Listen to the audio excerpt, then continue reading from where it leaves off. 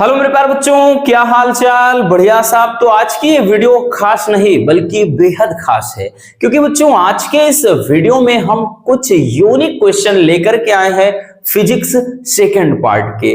आपको पता है बच्चों, जो फिजिक्स सेकंड पार्ट है उसमें अगर लाइट वाले चैप्टर को छोड़ दिया जाए तो जितने भी चैप्टर हैं ज्यादातर उसमें थ्योरी बेस्ड क्वेश्चन है, यानी लिखने वाले क्वेश्चन है।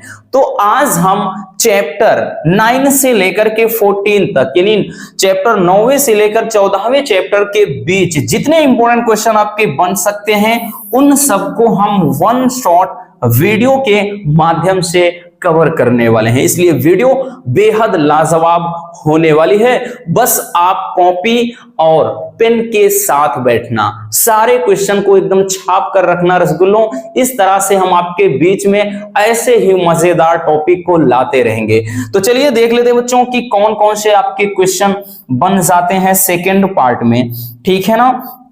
चलिए, सबसे पहला क्वेश्चन बेहद इंपॉर्टेंट है, ठीक, बेहद इंपॉर्टेंट है बच्चों। क्वेश्चन एक बार ध्यान से देखिए, क्वेश्चन क्या कह रहा है। क्वेश्चन क्या कह रहा है? क्वेश्चन है कि एक लेंस की फोकस दूरी f है जो एक दीप्त वस्तु का वास्तविक प्रतिबिंब पर्दे पर m गुना बड़ा बनाता है, तो सिद्ध कीजिए कि लेंस से पर्दे की जो दूरी होगी 1 + m × f होगी। भाई यहां से f थोड़ा बच्चों यहां पर f भी है, ये थोड़ा मिस प्रिंट हो गया है, ठीक, यानी 1 + m × f या फिर आगे f लगा दें, ठीक, यानी f कोष्टक में 1 + m होगी। ये अपना क्वेश्चन है और बेहद इंपॉर्टेंट क्वेश्चन है बच्चों, ठीक है, इसलिए हमने इसको रखा है, क्योंकि बहुत सारे बच्चे उलझ जाते हैं कि आखिर इसका करें क्या होगा इसका। बिल्कुल आसान है। देखिए, सबसे पहले हमें लगाना पड़ेगा बच्चों लेंस वाला सूत्र, ठीक है ना। तो लेंस के सूत्र से अब लेंस का सूत्र होता क्या है? तो भाई लेंस का जो सूत्र होता है 1/1 क्या होता है बच्चों? v - 1/u = 1/f, या फिर 1/f = 1/v - 1/u। भाई चाहे इसको आगे लिखिए चाहे इसको पीछे लिखिए, कोई दिक्कत नहीं है बच्चों, ठीक, ये हो जाता है। अब इसमें करेंगे क्या बच्चों? हम करते हैं भाई इन सब में हम v से गुणा करने पर, ठीक, v से गुणा करने पर अगर हम v से इसमें गुणा कर देंगे बच्चों, देन क्या होगा? ध्यान से देखिए, ये क्या बन जाएगा? तो भाई ये v/v हो जाएगा, ये v/u हो जाएगा, ठीक, बराबर ये 1 है तो इसमें भी v का गुणा हो जाएगा, तो v/f, ठीक है ना। यानी दोनों पक्षों में, ऐसा नहीं कि भाई किसी एक में लिख देंगे, नहीं तो आप बिल्कुल कंफ्यूज हो सकते हैं, ठीक, दोनों पक्षों में, ठीक, दोनों पक्षों में, एक मिनट, इस तरह से लिख देते हैं बच्चों कि दोनों पक्षों में v का गुणा, हम v का गुणा कर देते हैं, ठीक है ना। करने पर जब दोनों पक्षों में गुणा कर देंगे कुछ ये बन जाएगा। अगर इधर हम ध्यान दें बच्चों, ये कट गया, ये अपना कट गया, तो अपने को मिला क्या वो देखते हैं। यहां पर हो गया 1, यहां पर 1 हो गया, माइनस का ये v/u हो गया, ठीक है ना, बराबर हो गया बच्चों क्या? v/f हो गया। अब एक चीज ध्यान से समझिएगा, v/u बराबर होता क्या है?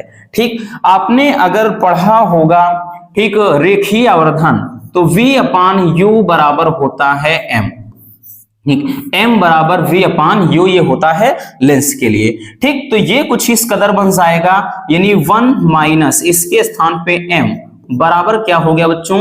v/f हो जाएगा। और यहां से अगर थोड़ा हम और इसमें करेंगे, तो अगर हम भाई बटे 1 करके इसका क्रॉस गुणा कराएंगे तो v बराबर क्या हो जाएगा बच्चों? f हो जाएगा, और कोष्टक में 1 - m हो जाएगा। लेकिन अब देखिए, हमें तो भाई यहां पर 1 + m है, यहां 1 - m आ रहा है, ऐसा क्यों है? क्या कारण है? तो चलिए देख लेते हैं। यहां से घबराना नहीं है बच्चों, एक चीज देखिएगा, कह रहा है कि दीप्त वस्तु का वास्तविक प्रतिबिंब बनता है, ठीक है ना। तो लिखेंगे चूंकि प्रतिबिंब वास्तविक बन रहा है, प्रतिबिंब वास्तविक बन रहा है, ठीक, वास्तविक बन रहा है, इसलिए, ठीक, इसलिए जो m का मान हो जाएगा वो क्या हो जाएगा, ऋणात्मक हो जाएगा। इतना याद रखना बच्चों, ये बेहद जरूरी चीज है, अगर इसी को भूल गए तो कहानी खत्म, ठीक। अब देखिएगा, अब यहां से क्या हो जाएगा भाई, जो v बराबर हो जाएगा f कोष्टक में 1। अब भाई माइनस का ये फार्मूले, यानी जो ये आपका निकला है फार्मूले का है, और जब हम m का मान माइनस रख देंगे तो ये माइनस और माइनस करके इसको प्लस कर देगा, ठीक, ये हो जाएगा। तो यही क्या हो जाएगा भाई, प्रतिबिंब के लिए जो अपने को सिद्ध करना था, यही तो कह रहा ना कि सिद्ध कीजिए कि लेंस से जो पर्दे की दूरी होगी, यानी जहां पर प्रतिबिंब बन रहा है वो f इंटू 1 प्लस m हो जाएगा। यही अपने को प्रूव करना था, ठीक है ना लाजवाब। बहुत ही प्यारा सा क्वेश्चन है। आई होप कि आप बहुत ही सिंपल तरीके से इसको समझ गए होंगे, ठीक है ना। चलिए रसगुल्लो, इसको स्क्रीनशॉट कर लीजिए, फिर चलते हैं हम अगले क्वेश्चन की तरफ, ठीक। क्वेश्चन काफी लाजवाब है, आज आपको मजे में बस पढ़ना है, ठीक है ना। चलिए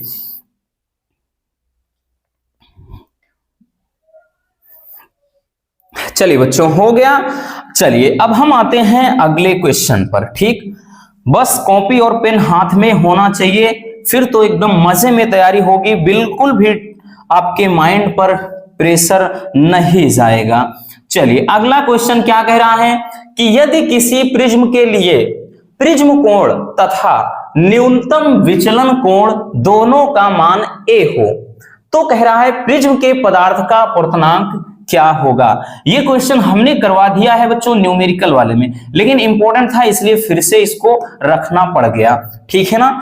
देखिए क्वेश्चन में कह रहा है कि किसी प्रिज्म के लिए प्रिज्म कोण, यानी एक तो एक ही बात कर रहा है, प्रिज्म कोण तथा न्यूनतम विचलन कोण, एक तो डेल्टा एम की बात कर रहा है, यानी दोनों का जो मान है वो दोनों का मान a है, ठीक। इन दोनों के जो मान है बच्चों, इसका मान भी a है और न्यूनतम विचलन कोण भी a है, यानी प्रिज्म कोण न्यूनतम विचलन कोण दोनों आपस में बराबर हैं। तो प्रिज्म के पदार्थ का अपवर्तनांक ज्ञात कीजिए, यानी अपने को चाहिए किसका मान बच्चों, n का मान, n का मान निकालना है। अब देखिए यहां पर हम लगाएंगे भाई प्रिज्म के लिए, ठीक है ना, लिखेंगे, ठीक, प्रिज्म के लिए। अब प्रिज्म के लिए जो प्रिज्म सूत्र होता है बच्चों, ठीक, फार्मूला क्या होता है, n बराबर क्या होता है, sine a plus delta m, sine a plus delta m by 2 होता है अपान का साइन a बाई 2, ये होता है अपना फार्मूला, यानी प्रिज्म के पदार्थ के अपवर्तनांक का ये सूत्र होता है, ठीक है ना।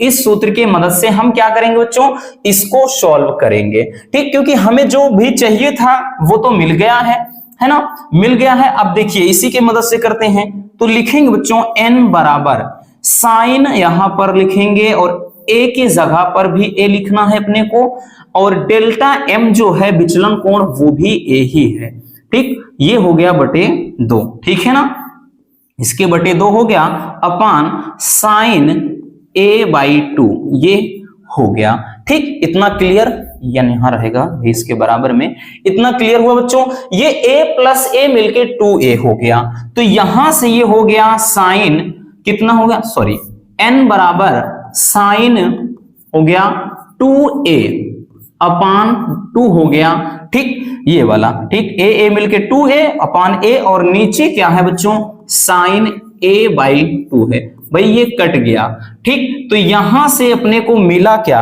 अपने को मिल गया कि n बराबर sine a upon sine a by 2, ठीक। तो हो जाएगा बच्चों n बराबर, अब देखिए साइन a का एक फार्मूला होता है, मैथमेटिक्स वाले को तो वही पता हो गया, ठीक। एक फार्मूला होता है कि साइन a बराबर 2 sine a by 2 into cos a by 2, ठीक। एक बार देख लीजिए, इसको मिटाना भी पड़ेगा, ठीक है ना, यानी साइन a बराबर 2 sine a by 2 into cos a by 2, ये फार्मूला होता है। तो ये वाला फार्मूला हम यहां से अप्लाई करेंगे, तो लिखेंगे क्या, तो लिखेंगे बच्चों 2 sign a/2 into cos a/2। ये मैथमेटिक्स का फार्मूला है, ट्रिग्नोमेट्री यानी त्रिकोणमिति में चलता है, ठीक है ना। अब यहां से नीचे हो जाएगा साइन a/2, तो भाई a/2 साइन a/2 ये कट गया है ना।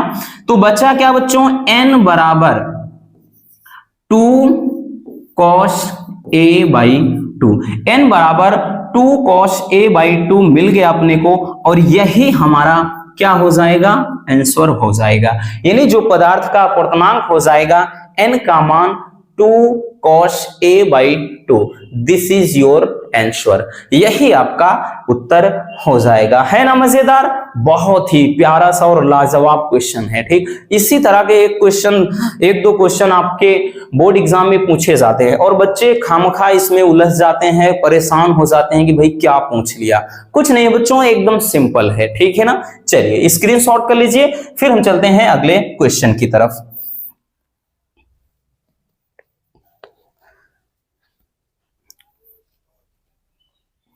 चलिए हो गया बच्चों। चलिए अब हम आते हैं नेक्स्ट क्वेश्चन पर, ठीक। अब ज्यादातर क्वेश्चन आपके जो हैं वो थ्योरी बेस्ड ही रखे गए हैं। चलिए जैसे तीसरा क्वेश्चन देखिए, तीसरा क्वेश्चन क्या कह रहा है, देखिए बहुत ही सिंपल क्वेश्चन है।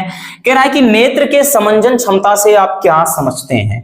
ये भी काफी इंपॉर्टेंट है, ठीक, इंपॉर्टेंट है इसीलिए बच्चों रखा है नेत्र की। हालांकि छोटा क्वेश्चन है, ठीक, ये आपका, लेकिन इंपॉर्टेंट है कि नेत्र की समंजन क्षमता से क्या तात्पर्य है, कि नेत्र की समंजन क्षमता किसे कहते हैं। ध्यान से समझना, देखिए आवश्यकता अनुसार नेत्र द्वारा, ठीक, यानी आवश्यकता के अनुसार का मतलब जब जितनी जरूरत हो, आवश्यकता अनुसार नेत्र द्वारा नेत्र लेंस की फोकस दूरी को कम या ज्यादा करने की जो क्षमता होती है उसी को कहते हैं समंजन क्षमता। और इसमें दिक्कत नहीं होना चाहिए, आपने हाई स्कूल में भी ये पढ़ा है, ह्यूमन आई, मानव नेत्र दृष्टि दोष पढ़ा होगा, ठीक है ना। तो नेत्र लेंस की फोकस दूरी को कम या ज्यादा करने की जो क्षमता होती है उसे कहते हैं नेत्र की समंजन क्षमता। और एक चीज में बच्चों और याद रखना है आपको, पहला है कि नेत्र का निकट बिंदु कितना होता है, ठीक। आई थिंक ये तो आपको पता ही होगा कि निकट बिंदु होता है और दूसरा होता है दूर बिंदु, दूर बिंदु, ठीक। नेत्र का दूर बिंदु कितना होता है, ठीक। भाई किस किस को पता है, हाथ उठाइए। अब हम तो देख ही नहीं पाएंगे, हाथ उठाओ चाहे जो उठाओ, है ना। चलिए बच्चों देखिए, अब नेत्र का जो निकट बिंदु होता है, ठीक, निकटतम बिंदु कितना होता है, तो नेत्र का निकट बिंदु होता है 25 सेंटीमीटर, 25 सेमी पर निकट बिंदु होता है, यानी जितना वो देख सकता है। और दूर बिंदु कितना होता है, तो बच्चों अनंत, दूर बिंदु अनंत पर होता है, ठीक। ये बेहद जरूरी है न्यूमेरिकल लगाने के लिए भी, हमने न्यूमेरिकल बताया था तो ये चीज अच्छे से बताया था। यानी निकट, नेत्र का जो निकट बिंदु होता है कितने, यानी 25 सेमी की दूरी पर, और दूर बिंदु कितना होता है, तो अनंत पर होता है। समझ में आ गया कि नेत्र की समंजन क्षमता किसे कहते हैं, कि आवश्यकता अनुसार नेत्र के द्वारा, यानी हमारे आंखों के द्वारा नेत्र लेंस की जो फोकस दूरी है कम या ज्यादा करने की जो क्षमता होती है उसे कहते हैं समंजन क्षमता, ठीक। और नेत्र के लिए निकट बिंदु 25 सेमी की दूरी पर होता है और दूर बिंदु अनंत पर होता है। तो चलिए इसको भी स्क्रीनशॉट कर लीजिए।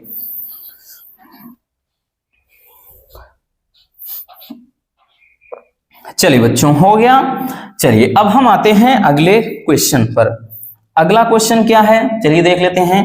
हाँ, ये भी काफी इंपॉर्टेंट है, और काफी क्या, ये बहुत ही इंपॉर्टेंट है भाई, काफी इंपॉर्टेंट नहीं है बल्कि बेहद इंपॉर्टेंट है, ठीक। चलिए क्वेश्चन क्या है वो देखते हैं। क्वेश्चन बहुत ही प्यारा सा है कि अपवर्ती दूरदर्शी की तुलना में परावर्ती दूरदर्शी अधिक उत्कृष्ट होता है, क्यों। या फिर ऐसे पूछेगा कि परावर्ती दूरदर्शी की विशेषताएं लिखिए, या फिर कहेगा कि परावर्ती दूरदर्शी अपवर्ती दूरदर्शी की अपेक्षा अधिक उपयोगी है, क्यों, यानी क्या इसका कारण है। देखिए बच्चों कारण इसका क्या है, चलिए, कि परावर्ती दूरदर्शी अपवर्ती दूरदर्शी की तुलना में अत्यधिक उत्कृष्ट निम्नलिखित कारणों से है। ध्यान से समझना बच्चों, इसमें रीजन क्या है, पहला है कि परावर्ती दूरदर्शी में प्रतिबिंब अधिक चमकीला बनता है, यानी जो परावर्ती दूरदर्शी होती है उसके द्वारा बनने वाला जो प्रतिबिंब होता है एकदम क्लियर होता है, यानी चमकीला, ब्राइटनेस उसमें होता है, चमकीला प्रतिबिंब होता है। ठीक, दूसरा कारण क्या है कि परावर्ती दूरदर्शी से बने प्रतिबिंब में वर्ण विपथन का दोष नहीं होता है। ठीक, वर्ण विपथन का मतलब क्या होता है, यानी ज्यादातर इसमें जो भी इमेज बनता है, देखिए बहुत सारी ऐसी दूरदर्शी हैं, सूक्ष्मदर्शी हैं कि जिनमें मतलब कलर ठीक ठाक नहीं होते हैं, लेकिन इसमें जो है कि परावर्ती दूरदर्शी में एकदम नेचुरल कलर होता है, वर्ण विपथन का दोष इसमें नहीं होता है। ठीक, तीसरा क्या कारण है कि परावर्ती दूरदर्शी में परवलयाकार दर्पण का उपयोग किया जाता है। अब परवलयाकार दर्पण इसलिए करते हैं बच्चों ताकि जो गोलीय विपथन का दोष है उसे दूर किया जा सके, यानी परावर्ती दूरदर्शी में परवलयाकार क्या करते हैं, परवलयाकार दर्पण के उपयोग से प्रतिबिंबों में गोलीय विपथन का दोष दूर किया जाता है। ठीक, ये कुछ कारण है जिसके कारण से जो परावर्ती दूरदर्शी है वो क्या है, अत्यधिक इस्तेमाल किया जाता है। समझ में आया ना, यानी 3 इसमें प्रमुख कारण है। पहला, इसमें चमकीला प्रतिबिंब बनता है बच्चों, ठीक, क्योंकि चीजें सुनने से ही याद होंगी, कोई मतलब नहीं कि भाई हाँ रट्टा मारा जाए, तो परावर्ती दूरदर्शी में चमकीला प्रतिबिंब बनता है। दूसरा है इसमें वर्ण विपथन का दोष नहीं होता है।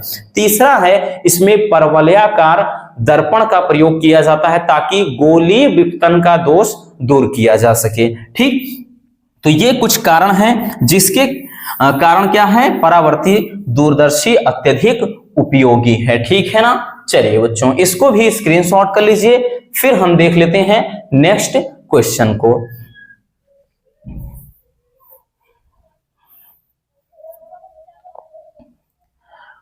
चलिए बच्चों हो गया, अब हम देखते हैं अगले क्वेश्चन को। ठीक, नेक्स्ट क्वेश्चन क्या है, चलिए वो देखते हैं। क्वेश्चन नंबर 5, क्वेश्चन नंबर 5, इस पर भी भाई ताला लगा कर रखो, ठीक है ना, इस पर भी ताला मार कर रखो बच्चों। ये भी आपका मोस्ट इंपॉर्टेंट क्वेश्चन है। क्वेश्चन है कि प्रकाश के व्यतिकरण से आप क्या समझते हैं, यानी प्रकाश का व्यतिकरण किसे कहते हैं या व्यतिकरण से आप क्या समझते हैं, और साथ में कि व्यतिकरण के लिए क्या शर्तें होती हैं। ठीक है ना, यहां पर रहेगा कि व्यतिकरण के लिए भाई शर्त को भी बताना है कि इसके लिए क्या शर्तें हैं।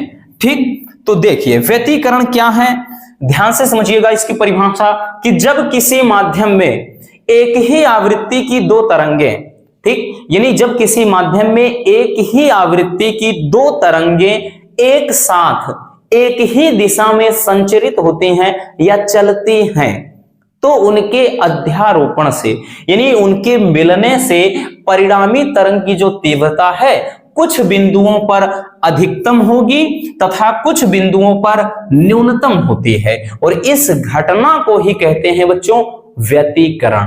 यानी जब किसी माध्यम में एक ही साथ 2 तरंगे चले, ठीक है ना, जैसे 2 दौड़ने वाले भाई स्टूडेंट खड़े हो गए हैं भाई, या धावक खड़े हो गए हैं, वो एक ही दिशा में एक ही मतलब उनकी आवृत्ति सेम हो और एक ही दिशा में एक साथ चले, तो उनके अध्यारोपण, अध्यारोपण का मतलब ओवरलैपिंग यानी मिलने से, अध्यारोपण से ठीक परिणामी तरंग की तीव्रता कहीं पर अधिक हो जाती है। जैसे ऐसे तरंगे चल रही हैं, ठीक, तो इस तरह से ऐसे, तो भाई ये क्या है, अध्यारोपित हो रही हैं, तो इनके अध्यारोपण से कुछ बिंदुओं पर परिणामी तरंग की तीव्रता न्यूनतम हो जाएगी और कुछ बिंदुओं पर अधिकतम हो जाएगी। इसी घटना को क्या कहते हैं बच्चों, इसी घटना को व्यतिकरण कहते हैं। ठीक, यानी इस घटना को कहा जाता है अव्यतिकरण। अब देखिए बच्चों, जहां पर परिणामी तरंग की तीव्रता, पहले भाई शर्त बाद में देखेंगे, समझ लीजिए। इसी में एक चीज और पूछा जाता है, यहां पर पूछा जाता है संपोषी व्यतिकरण किसे कहते हैं और विनाशी व्यतिकरण, ये भी बेहद इंपॉर्टेंट है। तो समझिए पहले, ऐसे मतलब बिंदु जहां पर परिणामी तरंग की तीव्रता अधिकतम हो जाए, ठीक, जहां पर तरंग की जो तीव्रता होती है बच्चों अधिकतम हो जाए, ठीक, उसे क्या कहेंगे, उसे संपोषी व्यतिकरण कहेंगे। ठीक, संपोषी व्यतिकरण। और जहां पर तीव्रता क्या हो जाए रसगुल्लों, न्यूनतम हो जाए, जहां पर तीव्रता कम होती है यानी न्यूनतम होती है, उस बिंदु को कहते हैं, यानी वहां पर क्या होता है, विनाशी व्यतिकरण। ये बेहद इंपॉर्टेंट चीज है। अगर पूछ लिया जाए कि संपोषी व्यतिकरण किसे कहते हैं, तो अध्यारोपण से प्राप्त परिणामी तरंग की तीव्रता जिस बिंदु पर अधिकतम हो जाए उसे कहेंगे बच्चों संपोषी व्यतिकरण। ठीक है ना, क्या कहेंगे रसगुल्लों, संपोषी व्यतिकरण। और जिस तरंग मतलब जिस बिंदु पर परिणामी तरंग की जो तीव्रता है न्यूनतम होती है उसे कहते हैं विनाशी व्यतिकरण। तो यहां से एक क्वेश्चन और तैयार हो गया कि संपोषी व्यतिकरण किसे कहते हैं और विनाशी व्यतिकरण। तो परिणामी तरंग की तीव्रता जिन बिंदुओं पर अधिकतम होती है संपोषी व्यतिकरण कहते हैं, और जिन बिंदुओं पर परिणामी तरंग की तीव्रता न्यूनतम होती है उसे बोलते हैं अपन विनाशी व्यतिकरण। अब व्यतिकरण के लिए बच्चों आवश्यक शर्तें क्या हैं, तो व्यतिकरण के लिए आवश्यक शर्तें क्या है, ध्यान से देखिए। इसके लिए कौन कौन सी शर्तें हैं। पहली शर्त, दोनों तरंगों के बीच कलांतर नियत होना चाहिए। जो मतलब दो तरंगे चल रही हैं उन दोनों का कलांतर क्या होना चाहिए, कांस्टेंट होना चाहिए। दूसरा है कि दोनों तरंगों की आवृत्तियां अथवा तरंग दैर्ध्य बराबर होना चाहिए, यानी जो भी मतलब तरंगे होती हैं उनकी आवृत्तियां और तरंग दैर्ध्य दोनों बराबर होने चाहिए। ठीक है ना। तीसरी शर्त यह है कि दोनों तरंगों के आयाम भी बराबर होने चाहिए। ठीक, इसको ऐसे दर्शाया जाता है, तो दोनों तरंगों के आयाम बराबर होने चाहिए। अगला पॉइंट है कि प्रकाश स्रोत बहुत संकीर्ण होना चाहिए। ठीक, यानी जो प्रकाश स्रोत जहां से प्रकाश की तरंगे निकलती हैं वो क्या होना चाहिए, संकीर्ण होना चाहिए, नैरो होना चाहिए, बहुत ही पतला होना चाहिए। अगला है कि दोनों स्रोत एक दूसरे के निकट होने चाहिए। ठीक, यानी पास पास होंगे तभी व्यतिकरण की घटना होगी, यानी व्यतिकरण प्राप्त होगा, अदरवाइज नहीं होगा। तो ये रही व्यतिकरण के लिए आवश्यक शर्तें। ठीक है ना। चलिए बच्चों, बेहद इंपॉर्टेंट है, फिर से बोल देते हैं, इसलिए इसको अच्छे से तैयार कर लेना, माइंड में स्टोर कर लेना। हमने क्या बताया कि जब एक साथ किसी माध्यम में समान आवृत्ति की दो तरंगे एक दिशा में एक ही दिशा में चलती हैं तो उनके अध्यारोपण से परिणामी तरंग की तीव्रता कुछ बिंदुओं पर अधिकतम हो जाती है और कुछ बिंदुओं पर न्यूनतम हो जाती है। इस घटना को बोलते हैं व्यतिकरण। जहां पर परिणामी तरंग की तीव्रता अधिकतम हो जाए संपोषी व्यतिकरण, और जहां पर न्यूनतम हो जाए रसगुल्लों उसको क्या कहते हैं, विनाशी व्यतिकरण। और यह है व्यतिकरण के लिए आवश्यक शर्तें। ठीक है ना। चलिए स्क्रीनशॉट कर लीजिए, फिर हम चलते हैं अगले क्वेश्चन की तरफ।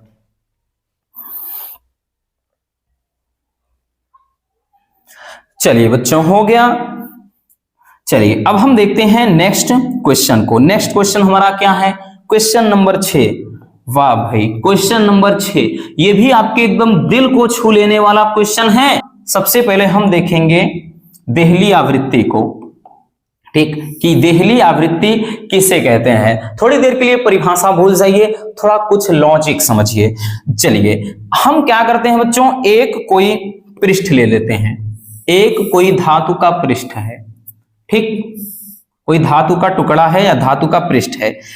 इस पर क्या है कि यहां पर हम कोई तरंगे, ठीक, इस पर क्या करते हैं, हम कोई तरंगे डालते हैं। अब उसके बाद यहां से ये टकराने के बाद ये तरंगे क्या है,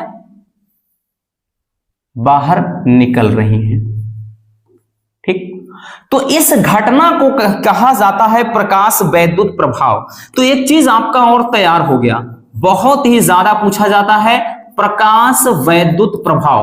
पहले इसको सुन लीजिए, हमने इसको यहां पर रखा नहीं है, लेकिन बच्चों ये काफी ज्यादा इंपॉर्टेंट है। 2023 के भी बोर्ड पेपर में अगर आप देखेंगे प्रकाश वैद्युत प्रभाव किसे कहते हैं पूछा गया है।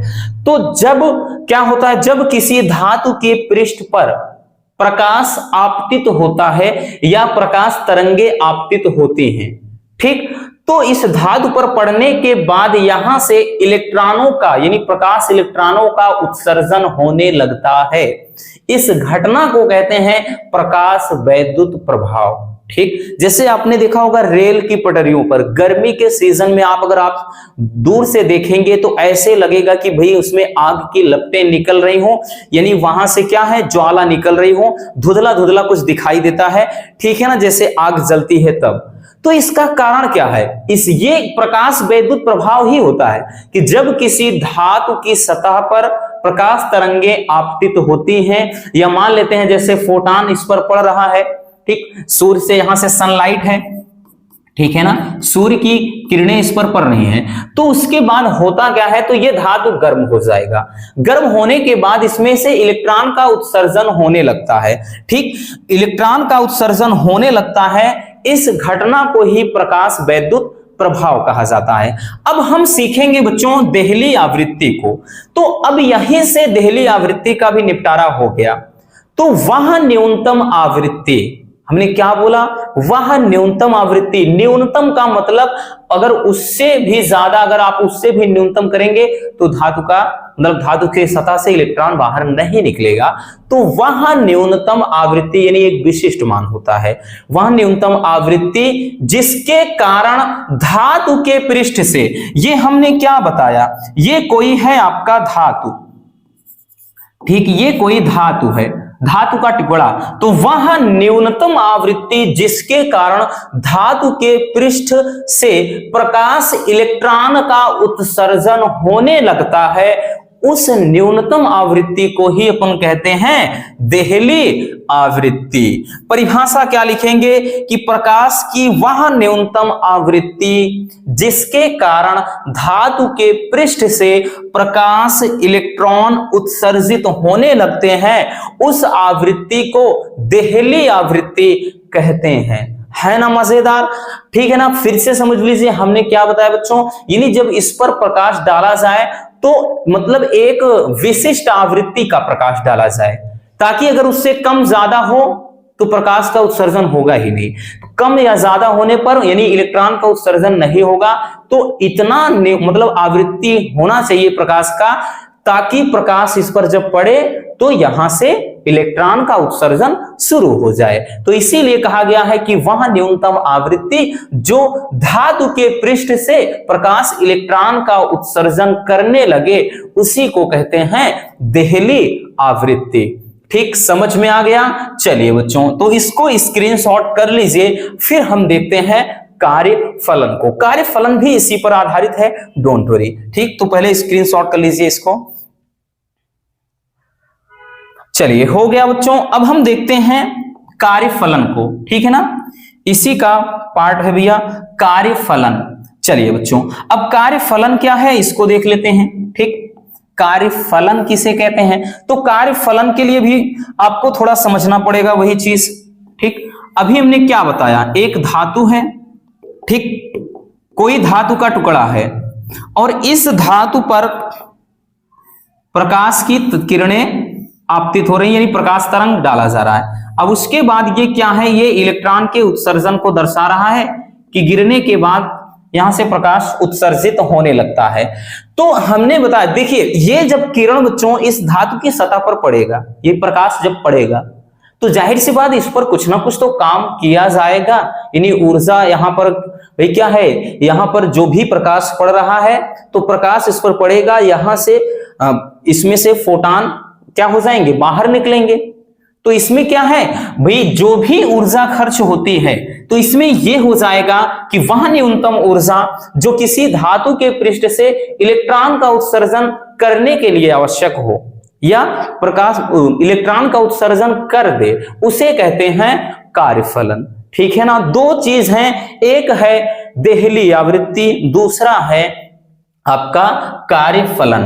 देहली आवृत्ति में हमने क्या बताया, वह न्यूनतम आवृत्ति जो धातु के पृष्ठ से इलेक्ट्रॉन का उत्सर्जन करने लगे, उसे कहते हैं देहली आवृत्ति। और यहीं पर भाई न्यूनतम कार्य मतलब ऊर्जा बोल दीजिए और कुछ नहीं, बस इतना समझिए कि वह न्यूनतम ऊर्जा जो किसी धातु के पृष्ठ से इलेक्ट्रॉन का उत्सर्जन शुरू कर दे या करने लगे उसे बोलते हैं कार्यफलन। अब तो क्लियर हो गया ना, जो आपने देहली आवृत्ति बोला है, जहां पर वह न्यूनतम आवृत्ति है, यहां पर वह न्यूनतम कार्य बोल दीजिए या वह न्यूनतम ऊर्जा बोल दीजिए, बाकी परिभाषा सेम है। ठीक, अब तो यहां परिभाषा देखिए क्या लिखा है कि वह न्यूनतम ऊर्जा जो किसी धातु के पृष्ठ से इलेक्ट्रॉन उत्सर्जित करने के लिए आवश्यक होती है। कहने का मतलब वही है कि वह न्यूनतम ऊर्जा जो किसी धातु के पृष्ठ से इलेक्ट्रॉन उत्सर्जित कर दे उसको कहते हैं कार्यफलन, यानी उस ऊर्जा को प्रकाश वैद्युत कार्यफलन कहते हैं। अब देहली आवृत्ति तथा कार्यफलन में क्या संबंध होता है, चलिए इस संबंध को देखते हैं। तो संबंध होता है बच्चों W बराबर H न्यू नॉट, या W नॉट से इसको भी लिखते हैं H इंटू न्यू नॉट। ठीक, ये क्या हो जाता है, कार्य फलन और देहली आवृत्ति में संबंध हो जाता है। ठीक, कार्यफलन और देहली आवृत्ति में संबंध हो जाता है, जहां पर ये W नॉट क्या है, ठीक, और उसके बाद H क्या है, फिर एक है न्यू नॉट। ठीक, देखिए सबका मतलब क्या है लिख देते हैं। तो भाई ये W नॉट है कार्यफलन, कार्यफलन है। ठीक, कार्यफलन हो गया बच्चों। H क्या है, प्लांक नियतांक। ठीक, प्लांक नियतांक है, कांस्टेंट होता है। और ये क्या है, देहली आवृत्ति। ठीक, न्यू नॉट है देहली आवृत्ति। ठीक, समझ में आ गया। कार्यफलन W नॉट है, H क्या है, प्लांक नियतांक है, और न्यू नॉट क्या है, देहली आवृत्ति है। तो बच्चों इसमें प्रकाश वैद्युत प्रभाव, देहली ऊर्जा, ठीक, मतलब देहली आवृत्ति, और तीसरा कार्यफलन, ये तीन टॉपिक बेहद इंपॉर्टेंट है। ठीक है ना, चलिए तो इसको स्क्रीनशॉट कर लीजिए बच्चों। फिर चलते हैं हम अगले क्वेश्चन की तरफ।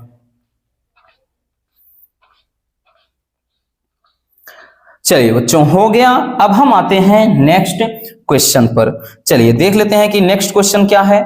अगला question, question number 7। Question number 7 भाई इसको भी हम इग्नोर नहीं कर सकते हैं, ये भी बेहद इंपॉर्टेंट है।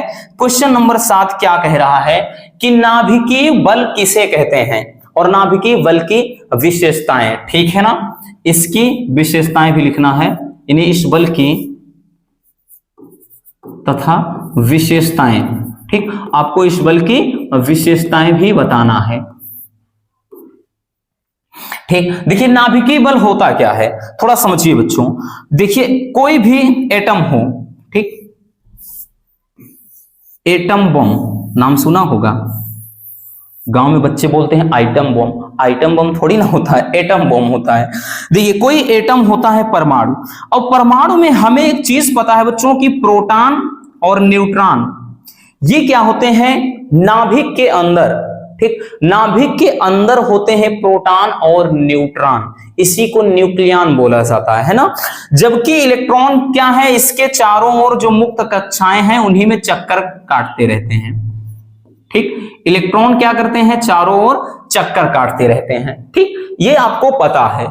तो ये प्रोटॉन और जो न्यूट्रॉन होता है बंधे होते हैं, यानी अगर ये इसी में नाभिक में पड़े होते हैं तो किस कारण से होते हैं, यानी ऐसा कुछ तो होगा भाई, कुछ तो इसमें होगा जो इसको बांध कर रखता है। तो किसी भी परमाणु के नाभिक में लगने वाला या कार्य करने वाला वह बल जो प्रोटॉनों तथा न्यूट्रॉनों को बांधे रखता है, उस बल को ही कहते हैं नाभिकीय बल। ठीक, अभी हमने यही तो बताया भाई, ये क्या करता है, ये नाभिकीय बल के द्वारा बच्चों बंधे होते हैं। ठीक, नाभिकीय बल के द्वारा। ठीक है ना, यानी प्रोटॉनों, यानी नाभिक के भीतर प्रोटॉनों तथा न्यूट्रॉनों को मतलब बांधने वाला जो बल होता है वही क्या कहलाता है, नाभिकीय बल कहलाता है। ठीक, अब इसकी विशेषता क्या होती है, देखिए ये अत्यंत तीव्र बल होता है। हालांकि इसका परास छोटा होता है, रेंज छोटा होता है, लेकिन बहुत तेजी से काम करता है, और आकर्षण बल होता है, तभी तो एक दूसरे को बांध रखता है, नहीं तो फेंक देता दूर। ठीक, तो परिभाषा लिखेंगे बच्चों कि किसी परमाणु के नाभिक में उपस्थित वह बल जो प्रोटॉन तथा न्यूट्रॉन को बांधे रखता है, उस बल को क्या कहते हैं? नाभिकीय बल। अभी यही तो हमने बताया, जो क्या करता है कि नाभिक के अंदर प्रोटॉन और न्यूट्रॉन को बांधे रखता है, उस बल को कहते हैं नाभिकीय बल। और नाभिकीय बल के लिए विशेषताएं क्या है बच्चों? चलिए, पहला है कि ये बल तीव्र आकर्षण बल होते हैं। अभी यही बताया कि ये अत्यंत तीव्र होते हैं, यानी बहुत तेजी से काम करते हैं। दूसरा, इन बलों की तीव्रता बहुत अधिक होती है। ठीक, मतलब पहला हो गया कि भैया आकर्षण बल होता है और इनकी तीव्रता बहुत अधिक होती है। तीसरा, ये बल विद्युत बल नहीं होते हैं। ठीक, यानी ये विद्युत बल से भिन्न होते हैं। और अगला है कि ये बल आवेश पर निर्भर नहीं रहते हैं। ठीक, यानी ये बल आवेशों पर भी निर्भर नहीं होते हैं। तो नाभिकीय बल की ये रही कुछ विशेषताएं। तो चलिए इसको भी स्क्रीनशॉट कर लीजिए, फिर हम चलते हैं अगले क्वेश्चन की तरफ।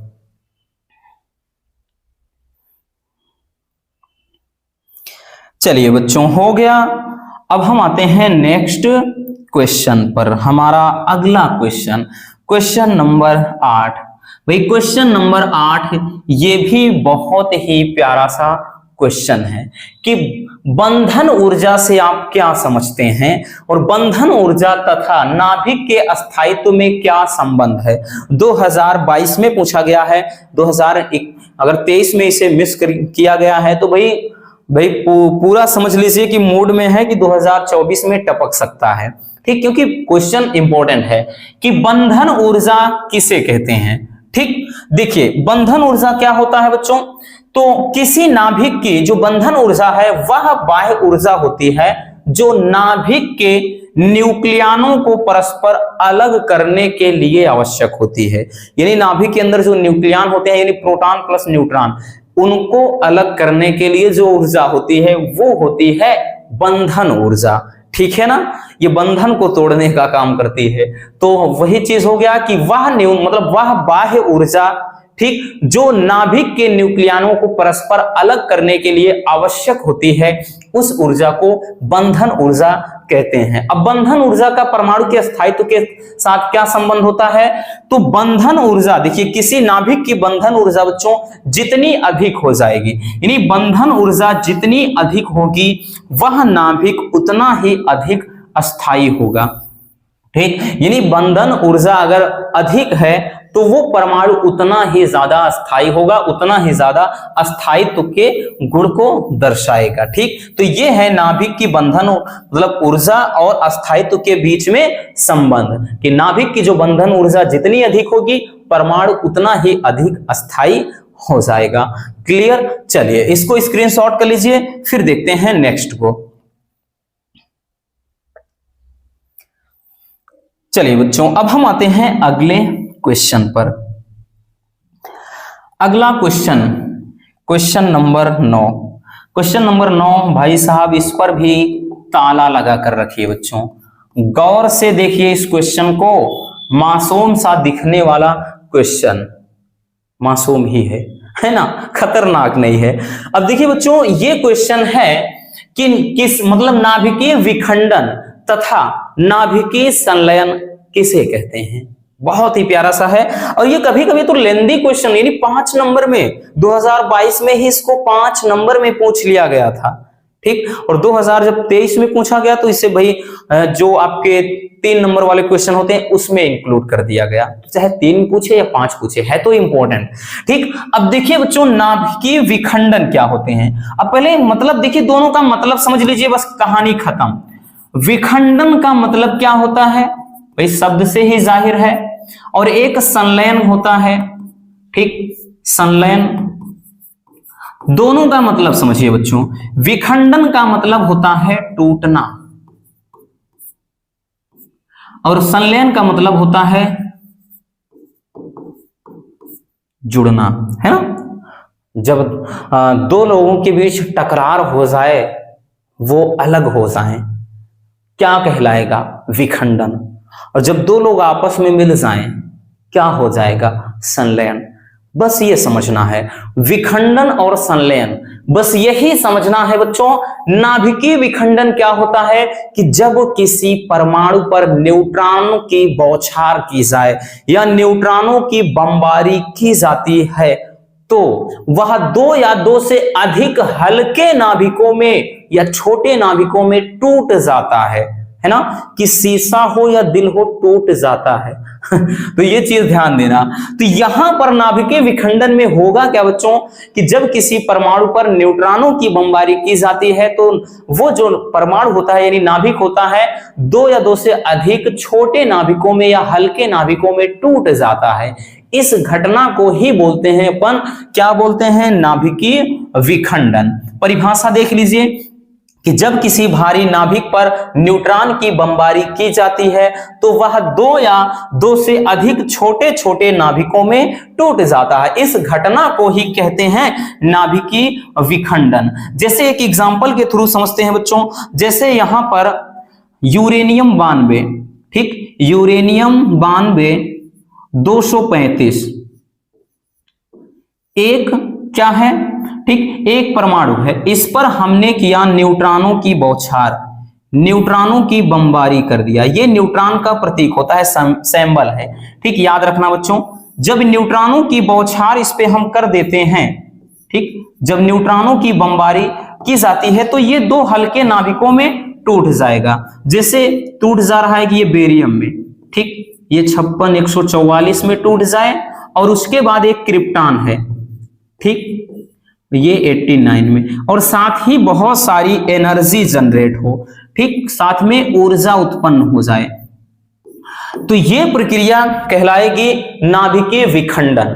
उदाहरण इसका बेहद ज्यादा इंपॉर्टेंट है बच्चों, ठीक, पूछेगा कि नाभिकीय विखंडन क्या है, उदाहरण सहित समझाइए। तो नाभिकीय विखंडन में यही तो बताया, ये यूरेनियम का एक क्या है, ये यूरेनियम है, ठीक, ये एक यूरेनियम का नाभिक है। हमने यूरेनियम पर न्यूट्रॉन, ये न्यूट्रॉन का प्रतीक है, न्यूट्रॉन की जब बमबारी किया बच्चों तो ये बेरियम और क्रिप्टॉन नामक दो अन्य परमाणुओं के नाभिकों में टूट जाता है और साथ में अपार ऊर्जा निकलती है।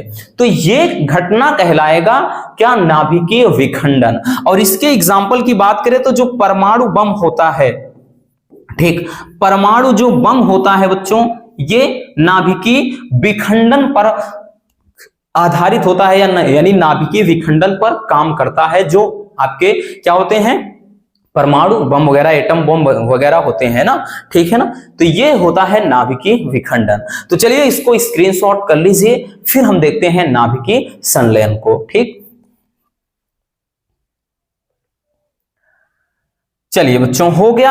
अब हम आते हैं अगले क्वेश्चन पर, यानी इसी का जो दूसरा है, एक तो नाभिकीय विखंडन था, दूसरा नाभिकीय संलयन। तो अब हम देख लेते हैं नाभिकीय संलयन को, ठीक। नाभिकीय संलयन क्या होता है, देखिए नाभिकीय संलयन में हमने बताया ना जुड़ना, कि जब उसी का यानी नाभिकीय विखंडन का उल्टा, कि जब दो या दो से अधिक हल्के नाभिक मिल करके एक भारी नाभिक का निर्माण कर दें, देन इस घटना को बोलते हैं बच्चों नाभिकीय संलयन। संलयन का मतलब जुड़ना होता है, ठीक। परिभाषा कि जब दो अथवा दो से अधिक हल्के नाभिक परस्पर मिलकर एक भारी नाभिक का निर्माण करते हैं तो इस प्रक्रिया को नाभिकीय संलयन कहते हैं। एग्जाम्पल के थ्रू जैसे हाइड्रोजन के दो हल्के नाभिक हो गया, ठीक, एक हाइड्रोजन का नाभिक ये हो गया और एक हाइड्रोजन का नाभिक हमने यहां पर एक हाइड्रोजन का नाभिक ले लिया। अब ये दोनों मिलकर के, ठीक, ये हाइड्रोजन के दो हल्के नाभिक हैं और ये दोनों नाभिक मिलकर के एक हीलियम के एक, ठीक, हीलियम के एक भारी नाभिक का क्या कर रहे हैं, निर्माण कर देते हैं और साथ में भी यह जनरेट होती है ऊर्जा, ठीक। तो ये प्रक्रिया कहलाएगी नाभिकीय संलयन, ठीक। इसमें हो क्या रहा है बच्चों, क्योंकि हाइड्रोजन, ये हैं दोनों हाइड्रोजन, ठीक, ये हाइड्रोजन के दो हल्के नाभिक मिल रहे हैं और इससे हीलियम के एक भारी नाभिक का, ठीक, हीलियम के एक भारी नाभिक का निर्माण हो रहा है और साथ में अपार ऊर्जा, इसमें भी ऊर्जा उत्पन्न होती है, ऐसा नहीं कि ऊर्जा नहीं उत्पन्न। तो ये है नाभिकीय संलयन। और अगर हम दैनिक जीवन में अगर एक एग्जांपल लें बच्चों, तो जो सूर्य से प्राप्त होने वाली ऊर्जा होती है, यानी जो सूर्य होता है वो नाभिकीय संलयन पर आधारित होता है। दूसरा हाइड्रोजन बम, ठीक, आप जो हाइड्रोजन बम होता है वो भी नाभिकीय संलयन पर आधारित होता है। तो सूर्य से मिलने वाली, यानी सूर्य के अंदर हाइड्रोजन के नाभिक मिल करके हीलियम के एक भारी नाभिक का निर्माण करते हैं। कभी कभार पूछ लेता है कि सूर्य से प्राप्त होने वाली ऊर्जा मतलब किस घटना पर आधारित है, नाभिकीय संलयन या फिर नाभिकीय विखंडन। तो सूर्य पर जो भी ऊर्जा उत्पन्न होती है या सूर्य के अंदर जो भी प्रक्रिया होती है बच्चों, ठीक, ऊर्जा बनाने के लिए, वो क्या है, नाभिकीय संलयन पर आधारित होती है। तो समझ में आ गया नाभिकीय विखंडन और नाभिकीय संलयन, बिल्कुल समझ में आया होगा बच्चों, क्योंकि बहुत ज्यादा टफ है नहीं। तो चलिए इसको स्क्रीनशॉट कर लीजिए। चलिए बच्चों हो गया। चलिए रसगुल्लों, अब हम चलते हैं नेक्स्ट क्वेश्चन की तरफ। Question number 10। क्वेश्चन नंबर 10 क्या है वो देखते हैं। क्वेश्चन नंबर 10 ये लास्ट चैप्टर से है जो अर्धचालक है, ठीक, अर्धचालक युक्तियां है। क्वेश्चन है कि अर्धचालक किसे कहते हैं या अर्धचालक क्या है, और किसी अपमिश्रण के कारण अर्धचालक की चालकता पर क्या प्रभाव होता है, यानी अर्धचालक क्या है, और जब अर्धचालक में हम कोई अन्य पदार्थ मिला दें तो अर्धचालक की चालकता पर क्या प्रभाव पड़ने वाला है।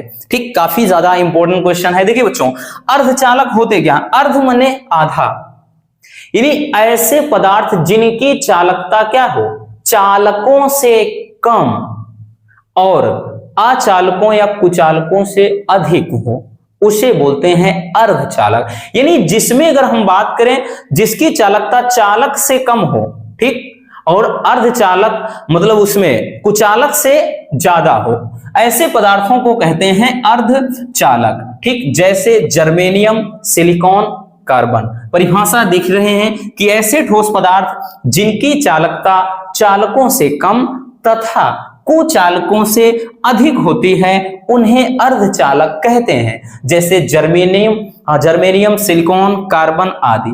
अब क्वेश्चन है कि किसी अपमिश्रण के कारण अर्धचालक की चालकता में क्या प्रभाव पड़ेगा।